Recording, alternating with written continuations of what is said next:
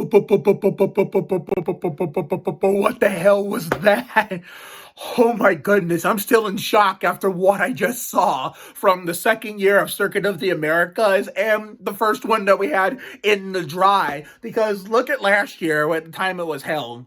When we held it last year, it was like the week before Memorial Day, the same week I took a miniature hiatus in the middle of, my YouTube 2021 and beyond YouTube return where, I did a reaction video to that Circuit of the Americas monsoon race and took a break from YouTube in the middle when we went to visit my sister in South Carolina where her husband was deployed at the time, for being in the Navy.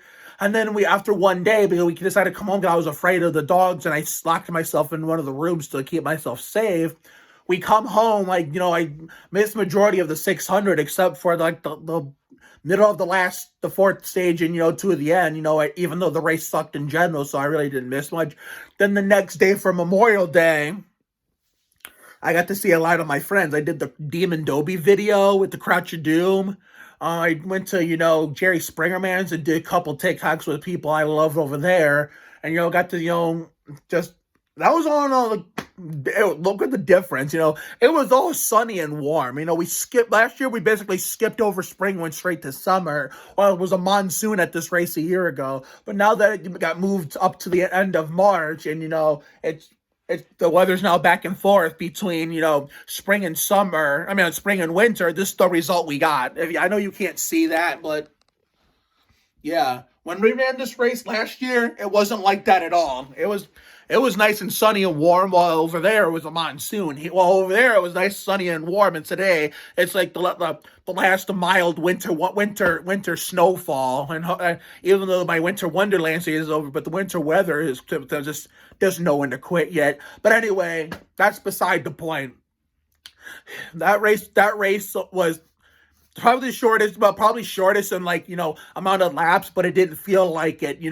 Nothing happened, in stage 1 and 2, but then stage 3 was when it all went to hell. That's when they finally started to show competitive racing throughout the field, and throughout those closing stages going into the final laps, we saw people spinning out like complete jackasses, people wrecking each other, going into that turn 1 wall like a bulldozer and just stuffing each other into that wall. We saw with Kurt, Larson, and Logano, and then Logano had debris going everywhere. And the Boomers are going to have a field day with, since Bubba lost a tire. Now they're going to now the Bubba fans and NASCAR fans are going to hear all this shit from all these Bubba haters, these rent-free Bubba haters and Boomers, that, Bubba's a cheating McDouchebag. They're not going to say it like that, but they're going to say some related shit like that, where Bubba's a cheat. Now all of a sudden Bubba tries to cheat to get his way, and they're going to be disgusting comments. I know. I'm going to be looking for them all night long just for some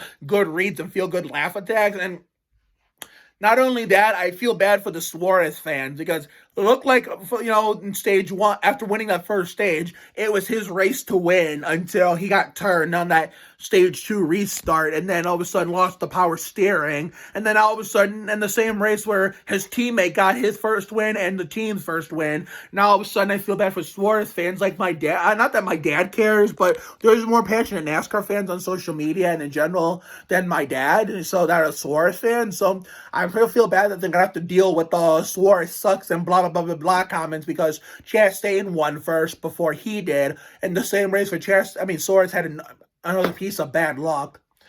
And then, of course, you have the battle for the win. It was like at one point, 4 cars under a blanket for the win till Briscoe had a repeat of the Indianapolis road course last year when he got shoved off the track by that imposter and Brett Bodine's number, who once again failed today. So, pack watch. So, he got shoved off the track again like he did, like he did last year at Indy. He got shoved off the track and ruined his chance for a win. Not that it matters because he already has a victory, so he's all good. The thing is, not only is the Winston All-Star race that, the hot caca we call Texas Motor Speedway, gonna be stacked with, winners from last year, champions of NASCAR, winners from this year. It's gonna be probably the biggest All-Star field. I hate Texas Motor Speedway. If we get enough winners, enough different winners, whether they're first-time winners or multiple-time winners, by the time we get to the All-Star race, I might watch that shit for shits and giggles to see how big the field is. I just might. I skipped it last year because I just hate Texas Motor Speedway overall. I was outside with my neighborhood friends instead, and look how much fun I had. And then last year, the Dickies 500, I skipped it because I hate that track. And I went to celebrate my dad's birthday at the hibachi restaurant instead. And look how much, not how much fun they had. Look how good the food turned out to be for me. Now all of a sudden I like Japanese rice better than certain just Puerto Rican yellow rices. But we're gonna save all that conversation for another day. But we have 6 different winners. Not only we might get a shitload of different winners before the All-Star race, which will give me an excuse to watch that, just, for shits and giggles. But at this rate, we might have 16 or more winners before we get to the chase of the cup. And yes, I still call it the chase and not the stupid-ass playoffs because I fucking hate name changes with the burning passion.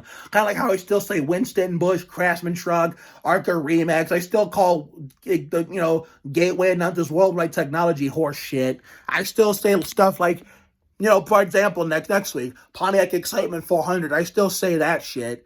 And I think, when we get to Talladega at the end of next month, I'm still going to say the Aaron's 499. So I still say Winston All-Star Race, even though they haven't had it at Charlotte anymore since 2019. 2020 might have been the last time that we're going to have it at Charlotte anyway, but because of COVID and shit, they moved it to Bristol, and, they wanted to start moving it other places. But I find maybe Texas the one year was good, but why can't you start moving it at other places, to like give it an experiment like you did before I was born when you had that one year in Atlanta Motor Speedway. But, the old timer in me and, most other different breeds of old timers are used to seeing it at Charlotte Motor Speedway, even though the prestige for the race at Charlotte All-Star Charlotte was going down because the races were getting more boring and more boring and more, except for 2018. Yeah, 2018 was that's the last good All-Star race we had. 2017 was really boring. 2016 was just as boring. 2015, yeah, I think the last good, All-Star race that had a lot of action was the last year I lived in the Sandhurst house in Brook Park, 2014, and then 2015, 16, 17, 2019, it was boring as fuck. In 2018, because they ran a certain kind of different package, that's why it was so exciting, where we even had remember we had that 4 or 5 wide, that 4 or 5 wide pack, that in turns 3 and 4, which, where they eventually, could hang on and wiped each other out, if you guys remember that. But I'm talking too much about, old NASCAR races that, comparison to, like, let's just get into the race itself. So the race itself was pretty damn good, and the finish was a banger. Gen 7 delivered another banger of a race. I love Circuit of the Americas, and I love road course racing in general, but I was so ready to get that fucking race over with. Like, at that rate, at the way they were going until they got it all straightened out like Scott Pruitt,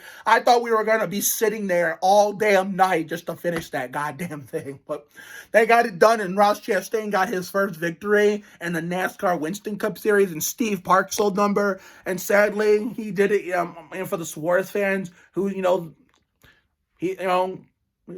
Chastain got Trackhouse their first win before Suarez. So now people like the Suarez fans, like I said, are going to sadly have to deal with Chastain got the win and Suarez, couldn't hold on with There's going to be disgusting comments throughout the night on social media and throughout this whole rest of the week saying how Bubba has to cheat to get his way or some shit like that with Bubba, or, Suarez can't win, but yet his teammate. I feel so sorry for Suarez and Bubba fans that have to deal with these boomer fans, let alone the racists, especially the Bubba ones, because Suarez is not the one who, had all the shit that would happen to him at Talladega 2 years ago, as we all know. So I'm excited to read those comments tonight to see what these dumbasses are going to discredit, these two, especially Bubba, since, Bubba's the one who lost the tire, not Suarez. Suarez just, choked the race one away, it was not even his fault. But anyway, we had Larson, Logano, and Kurt Busch shove each other in that turn 1 wall through the gravel. And then we had Ty get spun, Ty Dillon. I have to get some updated Ty Dillon gear to show my longtime support of reliving my childhood with the Petties, with KP45, Kyle Petty, the 42 back when Juan Pablo Montoya was my driver on Sandhurst in Brook Park. So I have to get updated shit, to match everything. But right now I have to recycle old 13 Germain racing gear for now until not only get enough money to buy updated tie gear for 42 and petty GMS, but also, all that being said, me and my dad make our annual once-a-year trip to MIS. This year, it's in the first week of August, which next week, the week after that, this is the Corn Fest, because usually in years past, ever since, we moved to Ridgeville and stopped going to MIS twice a year before, they just made it once a year. MIS would always be the week after the Corn Fest, so that, in August. So, including the one time last year we went where, it was our first time going in August since 2013 when it was twice a year. Because from 2014 to 2019, we still went once a year. We started going once a year, but for June and not August. So, it's going to be interesting when we get to that point, when we get ready to close out season 2 of Fun of the Sun and get set for season 2 of Adventures in Autumn. But that was a banger of a race and even a bigger banger of a finish. That was fucking awesome. You love to see a first-time winner. Chastain did what he had to do to win his first race. Hell, Allmendinger, the last lap, anything goes. Allmendinger and Bowman tried what they had to do to win the race, even if they didn't succeed. And like I've said many times, I wreck one of my ultimate favorite actresses, Anna Grace Barlow, to win my first race, or even my best friend, Brindley Kerr. So if it's the last lap at a road course or even an oval, as long as it's not too big of an oval, you're going too fast, it's the last lap, anything goes. Who gives a shit if it's a teammate? Fuck them, wreck their ass or just shove them out of the way. So that's basically what you got to do to win your first race. Austin came back from an uncontrolled tire to get that top 10, which was mighty impressive. And I think if Allmendinger did not spin out in the last lap off the front bumper of, I'll have to recheck the tape. I recorded my reaction in replay mode. But if he did not get spun into the gravel trap, on the last lap, Dillon would not have gotten that 10th place finish. He and the other Austin, the Daytona 500 winner from this year, Cindric, were battling it out. But then eventually, Austin won the battle. And Eric Jones moved up a spot, because of it, which, the 43 was 9th and the 3 was 10th, which was really cool. The two most famous numbers in NASCAR. Now, with how well Eric Jones has run and how he nearly won the Napa Auto Parts 500 at California Speedway, and with how well Austin's been running outside of the last 2 races where he got screwed over, which Atlanta, he got into a wreck with Kyle Busch, and I think was in Atlanta. Yeah, Atlanta and Las Vegas I missed. Las Vegas, he did okay. But Atlanta, he should have had a top 5 finish. But he finally got the finish he deserved. He's getting better at road courses. It's only a matter of time before his brothers in the 42 starts getting better and starts running not the way Austin and Eric Jones have been running for Eric Jones, Ty's teammate, and Austin, Ty's brother. So eventually Ty's day will come too. Daniel Suarez's day will come. Tyler Reddick's day will come. I think this is going to be the year of first-time winners and, many different winners, like, how the 2000 and 2003 season started. And I remember the 2003 season, how I was delighted to see all those different winners, even after Kurt Busch was the first repeat winner, because we continued to have different winners after that Kurt Busch California victory, which was Jerry Nadeau's last ever race, where, Nemechek at Richmond, Johnson in the All-Star race in the Coke 600, which was a sweep.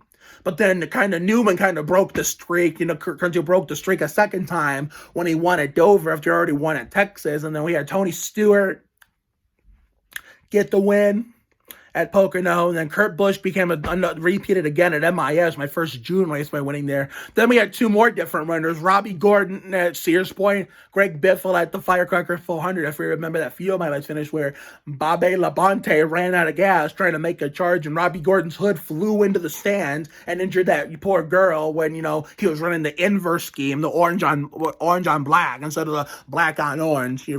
This goes to show you how old I am, because that's how much I really used to be into it at the time. So, the different winners cycle in 2003 slowed down by Chicagoland because we kept seeing the same guys win. But at the time, it wasn't a big deal because it was easier to be into it back then than it is now. And back then, NASCAR took themselves more seriously. But, wow. A hell of a race today. Another banger produced by the Gen 7. I know some people won't be watching Richmond next week for the Pontiac Excitement 400, and I can understand that, but the only reason why I'm going to watch for sure, because, it's still going to be cold as balls out here in Northeast Ohio, in my area, and here on the East Coast, and I won't be able to go outside, and so what the fuck else is there to do? So Yeah, I will be watching Pontiac Excitement 400 next Sunday, and there will be a post-race reaction on that. So have a good night tonight and a better day tomorrow. Life will give you a lot of lows, but when you hit a high, enjoy it. It ain't for the weak. Goddamn, be you. You have to try harder to do less. So take care, everyone. Good night to all the NASCAR folks out there that subscribe for my NASCAR stuff. I will see you all next week for the Pontiac Excitement 400 at Richmond, and maybe the Busch race, Party's 250, if possible. But to everybody else out there, the whole rest of the week, all the other fan bases and the people involved in those fan bases, like the people I see on TV, I will see you for the following schedule: Goldberg's Biffle Kansas Rauscheteer installment tomorrow. And then Tuesday will be the Johnny Benson installment of Promised Land, which, like normal, the season 1 finale. Wednesday, there won't be anything, most likely, except on Instagram where we do That Girl Lele dance video to La Copa de la Vida to celebrate, the fact that they're back in production for season 2. But if you do see something on Wednesday, it'll most likely be Margaret and I promoting, my live action, Wheel of Fortune game night series. But if you don't see it, you'll know why.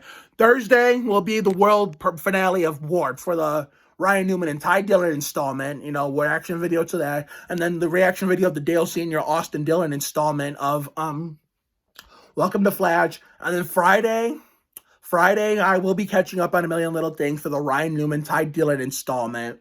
And then Saturday, whether I watch the Hardy's 250 or not, there will be a reaction videos for I just looked up the count. It's going to be hold on, let me check this out. I had to make sure I was getting my numbers right. So this coming Saturday, I should say, whether I watch the Hardy's 250 or not at Richmond, I will be doing my reaction video to the Johnny Benson and Brett Bodine installments of Side Hustle. I finally was able to remember the count. I actually looked it up on Side Hustle Wiki. And then, of course, Sunday, Pontiac Excitement 400 reaction video. So see you later, everyone.